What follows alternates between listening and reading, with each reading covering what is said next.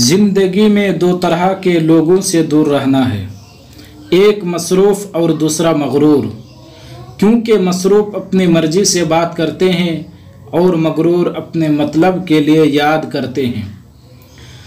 ज़िंदगी का हर तजुर्बा और हर मुशाहदा उसके वजूद का एक हिस्सा है और ज़िंदगी का हर राज उसका अपना एक राज है। रिश्ता जब आंसू साफ़ करने के बजाय आंसू देने लगे तो समझ लो वो रिश्ता अपनी उम्र पूरी कर चुका है।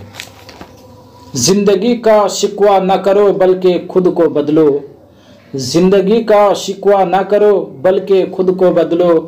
क्योंकि पाँव के गंदगी से बचाने का तरीका जूता पहनना है, ना कि सारे शहर में कालीन बिछाना।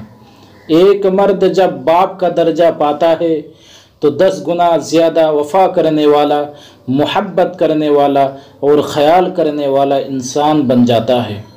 जो तकलीफ़ तुम खुद बर्दाश्त नहीं कर सकते, जो तकलीफ़ तुम खुद बर्दाश्त नहीं कर सकते, वो किसी दूसरे को भी ना दो,